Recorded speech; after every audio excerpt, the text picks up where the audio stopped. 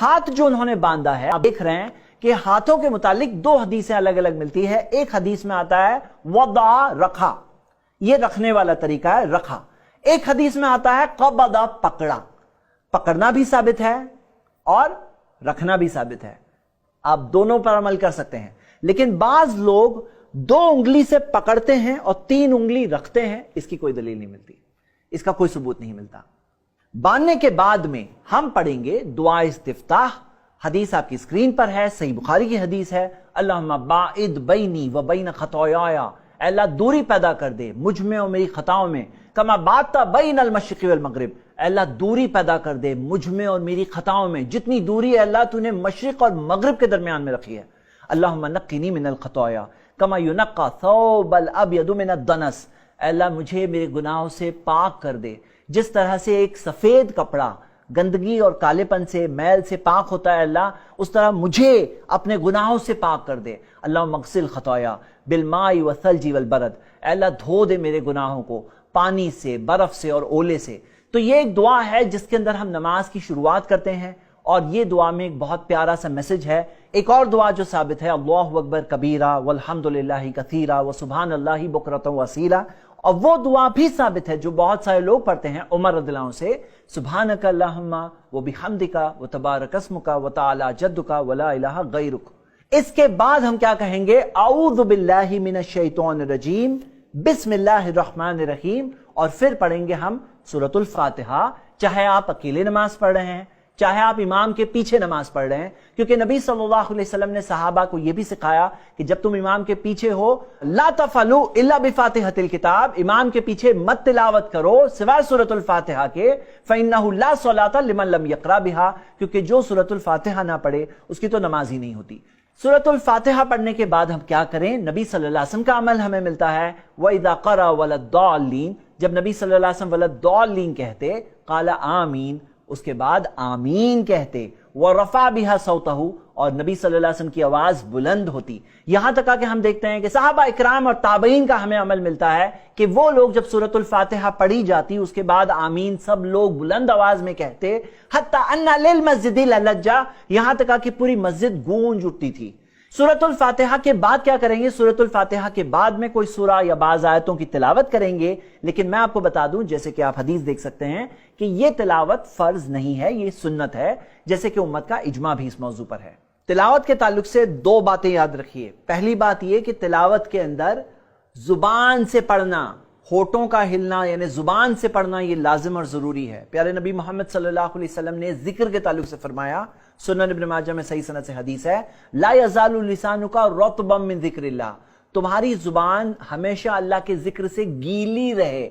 जुबान गीली तब होगी जब जुबान हिलेगी, हिलेगी तो गीली रहेगी। इसी वजह से उलमा इकराम कहते हैं कि नमाज के अंदर जुबान का हिलना जरूरी है, पढ़ना जरूरी है। ऐसा नहीं खामोशी से आदमी खड़ा है दिल ही दिल में पढ़ रहा है, ऐसे नहीं होना चाहिए।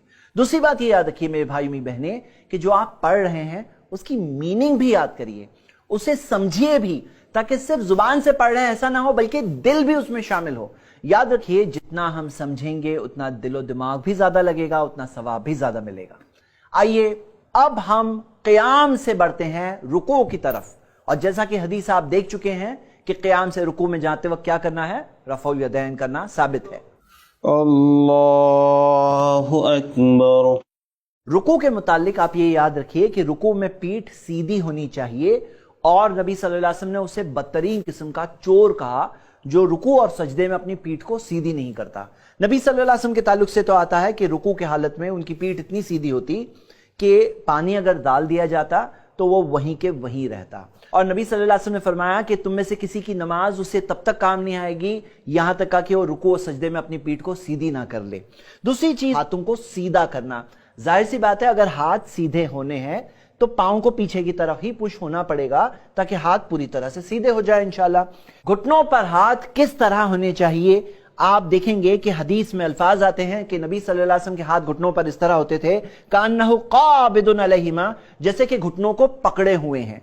तो ये सब बातों का ख्याल रखें। रुकू में पढ़ना क्या है, सुभान रब्बियल अज़ीम तो मशहूर है, लेकिन आप अगर हदीसें देखेंगे दूसरी जो आपकी स्क्रीन पर है, तो हम देखते हैं सुभानका अल्लाहुम्मा रब्बना व बिहम्दिका अल्लाहुम्मा अग़फ़िरली भी साबित है, सुब्बूहुन क़ुद्दूसुन रब्बुल मलाइकति वर रूह भी साबित है, सुभान दिल जबरूत वल मलकूत वल किब्रियाई वल अज़मा भी साबित है, और भी अस्कार है जो इसमें साबित है। रुकू से खड़े होते वक्त क्या कहना है? समीअल्लाहु लिमन हमिदा, आप बताएंगे। समीअल्लाहु लिमन हमिदा रब्बना वलकल हम्द हम्दन कसीरन तय्यिबन मुबारकन फीह। जैसा कि आपने देखा कि रुकू से खड़े होते वक्त उन्होंने अपने हाथ उठाए, रफ़उल यदैन किए। ये तीसरा मौका है रफ़उल यदैन करने का। पहला मौका तब था जब हमने नमाज शुरू की थी, दूसरा मौका तब था जब रुकू में गए, और तीसरा मौका तब है जब रुकू से समी अल्लाहु लिमन हमिदा कहते हुए उठते हैं। पहली बात ये। दूसरी बात आपने देखा कि समी अल्लाहु लिमन हमिदा के बाद क्या कहते हैं? रब्बना लकल हम्द, ये साबित है। रब्बना व लकल हम्द कहना भी साबित है। अल्लाहुम्मा रब्बना लकल हम्द भी साबित है। अल्लाहुम्मा रब्बना व लकल हम्द भी साबित है। और एक दुआ साबित है जो बहुत सारे लोगों को नहीं पता है, लेकिन बुखारी की हदीस है, जैसा कि आप देख सकते हैं, हम्दन कसीरन तय्यिबन मुबारकन फीह कहना साबित है। एक और दुआ जो साबित है सही मुस्लिम की हदीस है, मिल अस्समावाति व मिल अल अर्दी व मिल अमाशीता मिन शैइन बादु, ये कहना भी साबित है।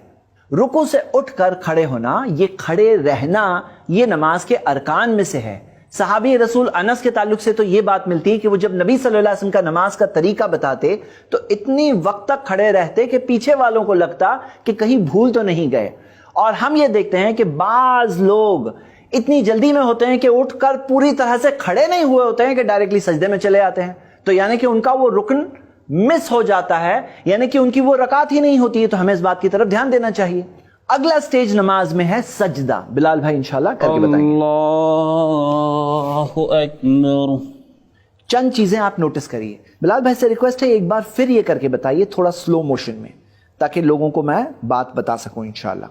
आप सब नोटिस करिए। सबसे पहली चीज ये नोटिस करिए, रुकू कर चुके हैं, रुकू से खड़े हो चुके हैं, अस्कार पढ़ चुके हैं, अब सजदे में जा रहे हैं। अब आप नोटिस करिए, सबसे पहली चीज ये नोटिस करिए कि हाथ इनके पहले जमीन पर टच हुए, उसके बाद घुटने जमीन पर जा रहे हैं। हदीस क्या है? नबी सल्लल्लाहु अलैहि वसल्लम ने फरमाया फल यदा यदैहि क़ब्ल रुकबतैहि, कि तुझे चाहिए कि अपने हाथों को पहले रखे घुटनों से पहले, वला यबरुक बुरूकल बईर, और जिस तरह से ऊंट अपने घुटनों को टेकता है इस तरह से घुटने को टेकना नहीं चाहिए। नबी सल्लल्लाहु अलैहि वसल्लम के ताल्लुक से कौली और फेली दोनों हदीसें इस ताल्लुक से मौजूद है। और एक बात बता दूं कि ऊंट के पास हाथ नहीं होते हैं, चारों पांव ही होते हैं, और वो पांव जो टेकता है उस तरह से नबी सल्लल्लाहु अलैहि वसल्लम ने टेकने हमें मना किया। अब सजदे में जब वो जा रहे हैं, सजदे के ताल्लुक से मेरे भाइयों में बहनें, पहली हदीस हम देख रहे हैं कि नबी सल्लल्लाहु अलैहि वसल्लम ने जो हाथों को रखा हज़वा मनकिबैहि, कंधों के मेयार तक, एक ये साबित है। दूसरी हदीस में आता है फलम्मा सजदा सजदा बैना कफ़ैहि, कि जब नबी सल्लल्लाहु अलैहि वसल्लम ने सजदा किया तो अपने दोनों हाथों के दरमियान में सजदा किया। तो हाथों को कंधे के लेवल पर भी सजदे में रखना साबित है, हाथों को सर के लेवल पर भी रखना साबित है। दूसरी बात ये नोटिस करिए कि अल्लाह के रसूल सल्लल्लाहु अलैहि वसल्लम की हदीस जो है कि सिर्फ 7 हड्डियों पर सजदा होना चाहिए, और वो 7 हड्डियां क्या हैं? नबी सल्लल्लाहु अलैहि वसल्लम ने गिनाया, वो है पेशानी और नाक। नाक का जमीन पे छूना लाजिम और जरूरी है। दूसरे है दोनों हाथ, दूसरा और तीसरा नंबर, दोनों घुटने, चौथा और पांचवा, और पंजों की उंगलियां जो अंदरूनी तौर पर इनसाइड पार्ट है उंगलियों का, वो टच करना लाजिम और जरूरी है। अगली बात ये नोटिस करिए कि कोनियां उठी हुई है, जमीन से ऊपर है, क्योंकि नबी सल्लल्लाहु अलैहि वसल्लम के अल्फाज है वरफा मिरफकैक, कि अपनी कोनियों को उठाओ। कोनियों को जमीन पर भी नहीं छूना चाहिए, जिस्म पर भी कनेक्ट नहीं होना चाहिए, क्योंकि नबी सल्लल्लाहु अलैहि वसल्लम ने हाथ को फ्लैट कर देने से मना किया। बिलाल भाई ये गलत भी करके बताइए एक बार कि हाथों को फ्लैट कर देने से मना किया। जिस तरह से ये तरीका है, आप देख रहे हैं, ये तरीका मना किया नबी सल्लल्लाहु अलैहि वसल्लम ने। इम्बिसातल कल्ब, कि जिस तरह से कुत्ता अपने हाथ को लिटा देता है, आपने देखा होगा, ये फोटो में देख सकते हैं, उस तरह नबी सल्लल्लाहु अलैहि वसल्लम ने हमें हाथ इस तरह से लिटाने से मना किया। अच्छा, फिर एक बार सही वाला बताइए। आप सही तरीके से आप नोटिस करिए कि 7 हड्डियां जमीन पर होती हैं, और हदीस के अल्फाज आते हैं कि अगर कोई छोटा बकरी का बच्चा गुजरना चाहे तो वो गुजर सकता है। जैसे कि मैं देख रहा हूं यहां से वहां पार जगह है, आसानी से अगर कोई छोटा जानवर गुजरना चाहे तो गुजर सकता है। एक और हदीस में अल्फाज आते हैं कि हाथ इस कदर दूर होते कि पीछे से बयादु इब्तैही ان کے بغل کی سفیدی ظاہر ہوتی۔ 7 ہڈیوں کو پھر ایک بار ریوائز کرتے ہیں۔ پیشانی اور ناک 1، دونوں پنجے یعنی کہ 2 اور 3، دونوں گھٹنے یعنی 4 اور 5، اور دونوں پاؤں کی انگلیوں کا نیچے کا حصہ یعنی کہ 6 اور 7۔ یہ 7 ہڈیاں زمین پر ٹچ ہونی چاہیے۔ ظاہر سی بات ہے ایک ہڈی جو کہا جا رہا ہے یعنی کہ ایک حصہ مراد ہے، اس سے مطلب نہیں کہ اس کے اندر پاؤں میں اتنی ہڈیاں ہوتی ہے، اس میں یہ مراد ہے کہ وہ ایک حصہ گنا جا رہا ہے۔ بلال بھائی سے میں ریکویسٹ کرتا ہوں کہ اپنے پاؤں کا پوسچر بھی ہمارے ویورز کو بتا دیں تاکہ وہ سجدے میں پاؤں کیسے رکھنا ہے سمجھ لیں انشاءاللہ۔ آپ حدیث دیکھ سکتے ہیں، حدیث میں آتا ہے راسن عقبیہ، دونوں ایڑیاں ملی ہوئی تھی، اور صحیح مسلم کی حدیث میں آتا ہے عائشہ رضی اللہ عنہا نے اپنے ایک ہاتھ کو چھوا جب ڈھونڈ رہے تھے نبی صلی اللہ علیہ وسلم کو، تو وہ اندھیرے میں دیکھا پایا کہ ان کے دونوں پاؤں کھڑے ہوئے تھے، ان کا ایک ہاتھ دونوں پاؤں کو چھوا۔ تو اس بات میں ہمیں دلیل ملتی ہے کہ ایڑیاں ملی ہوئی ہونی چاہیے، پاؤں کھڑے ہونا چاہیے، اور انگلیوں کا رخ قبلے کی طرف ہونا چاہیے۔ بعض لوگ اس میں غلط کیا کرتے ہیں آپ دیکھیے، بلال بھائی تھوڑا غلط طریقے بھی بتا دیجئے۔ تو بعض لوگ اس طرح سے رکھتے ہیں، اب یہ پاؤں کھڑا نہیں ہے، انگلیوں کا رخ قبلہ کی طرف نہیں ہے۔ بعض لوگ اس میں دور رکھتے ہیں، بعض لوگ یہ بات تو صحیح کر رہے ہیں کہ کھڑے ہیں اب دونوں پاؤں لیکن الگ ہے، جدا ہے۔ تو یہ چند مسٹیکس ہے جو لوگ کرتے ہیں، اور کسی کسی کا معاملہ تو یہ ہوتا ہے کہ دونوں پاؤں جیسے کہ ہوا میں ہوتے ہیں، یعنی کہ 7 حصے زمین پر ٹچ ہی نہیں ہو رہے ہیں۔ بعض علماء نے تو یہ بھی کہا ہے کہ یہ سجدہ ہی نہیں ہوا، اور سجدہ نہیں ہوا تو رکعت بھی نہیں ہوتی ہے۔ تو اس بات کے تعلق سے ہمیں خاص خیال رکھنا چاہیے۔ سجدے میں کیا دعائیں پڑھنی ہے؟ جو 3 دعائیں ہم نے رکوع کے دوران دیکھا تھا، وہ 3 دعائیں سجدوں میں بھی پڑھنا ثابت ہے، اور دوسری دعائیں بھی ثابت ہے۔ آپ جتنی دعاؤں کو انشاءاللہ یاد کریں گے اتنی نماز کو اور بہتر سنوار سکتے ہیں انشاءاللہ۔ سجدے کے تعلق سے ایک اور بات یاد رکھیے، سجدے میں کثرت سے دعا کرنا ثابت ہے۔ نبی صلی اللہ علیہ وسلم نے کہا فَقْثِرُ الدُّعَا، سب سے قریب بندہ ہوتا ہے اللہ کے سجدے میں ہوتا ہے، تو کثرت سے دعا کرو۔ آئیے ہم ابھی سجدے سے اٹھتے ہیں اور درمیان میں بیٹھتے ہیں۔ اللہ اکبر۔ سجدہ بھی نماز کے ارکان میں سے ہیں، دونوں سجدوں کے درمیان میں بیٹھنا بھی نماز کے ارکان میں سے ہیں۔ بہت سے لوگ نہیں جانتے ہیں، لیکن دونوں سجدوں کے درمیان میں جب ہم بیٹھتے ہیں تو رب اغفر لی، رب اغفر لی کہنا ثابت ہے۔ ایک اور دعا جو پیارے نبی محمد صلی اللہ علیہ وسلم سے ثابت ہے، اللہم اغفر لی، اے اللہ مجھے معاف کر دے، ورحمنی، مجھ پر رحم کر، واہدنی، اے اللہ مجھے ہدایت دے دے، وعافنی، مجھے عافیت میں رکھ، وارزقنی، اور مجھے رزق دے۔ الفاظ کی ترتیب کے چینج کے ساتھ یہ دعا ہمیں ملتی ہے۔ یہ کہنے کے بعد آپ جائیں گے پھر دوسرے سجدے میں، اور دوسرا سجدہ بھی اسی طرح سے ہوگا جیسے کہ پہلا سجدہ ہے۔ آئیے اب ہم دیکھیں گے کہ سجدے سے کس طرح سے اٹھتے ہیں۔ کیا مطلب؟ بعض لوگ سجدے سے جو اٹھتے ہیں تو ڈائریکٹلی جا کر کھڑے ہو جاتے ہیں، لیکن صحیح طریقہ یہ ہے سجدے سے اٹھ کر بیٹھنا چاہیے، اسے جلسہ استراحت کہتے ہیں۔ اور بیٹھنے کا طریقہ کیا ہوگا جلسہ استراحت میں؟ پہلا طریقہ وہی ہے جو ہم پہلے تشہد میں بیٹھتے ہیں، جس کے اندر آپ دیکھ رہے ہیں کہ ان کا الٹا پاؤں پھیلا ہوا ہے، وہ اسی پہ بیٹھے ہوئے ہیں، اور سیدھا پاؤں کھڑا ہوا ہے جیسا کہ ہم پہلے تشہد میں بیٹھتے ہیں۔ لیکن ایک اور طریقہ ہے جو ثابت ہے، جسے اقاء کہتے ہیں، جس کے اندر دونوں پاؤں پر وہ بیٹھیں گے۔ یہ طریقے سے بھی بیٹھنا ثابت ہے جلسہ استراحہ میں، پھر اس کے بعد وہ کھڑے ہوں گے۔ کھڑے ہونے کا طریقہ بھی دیکھ لیتے ہیں، آپ کو اس طرف گھومنا ہوگا۔ اٹھنے کی کیفیت کیا ہوتی نبی صلی اللہ علیہ وسلم کی؟ حدیث کے الفاظ بخاری کے، جلسہ واعتمد علی الارض، بیٹھتے اور زمین پر ٹیک لگاتے۔ ٹیک لگانے کی کیفیت کیا ہوتی؟ آپ حدیث دیکھ سکتے ہیں، یعجن فی الصلاۃ، جیسے کہ آٹا گوندنے کی کیفیت ہوتی ہے، اس طرح کی کیفیت ہوتی ہے ٹیک لگانے کی۔ ایک بار آپ کر کے بتائیں گے انشاءاللہ۔ اللہ اکبر۔ بالکل صحیح۔ تو دوسری رکعت ہم کس طرح پڑھیں گے؟ جس طرح ہم نے پہلی رکعت پڑھے ویسے ہی دوسری رکعت پڑھنی ہے، صرف ایک فرق ہے، اور وہ فرق کیا ہے؟ تشہد۔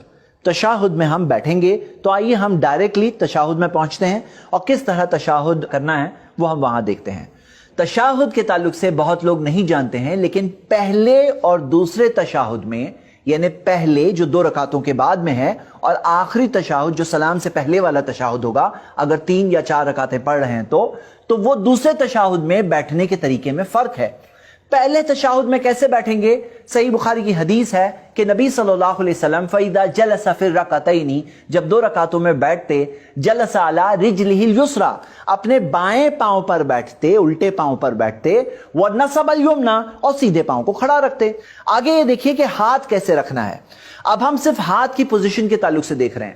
ہاتھ کی پوزیشن کے تعلق سے ایک حدیث میں آتا ہے کہ دونوں ہاتھ دونوں گھٹنوں پر، ایک حدیث میں آتا ہے کہ دونوں ہاتھ دونوں ران پر، اور تیسری حدیث میں آتا ہے کہ سیدھا ہاتھ تو ران پر، الٹا ہاتھ گھٹنے پر۔ یہ تینوں پوسچر ثابت ہے۔ دوسری چیز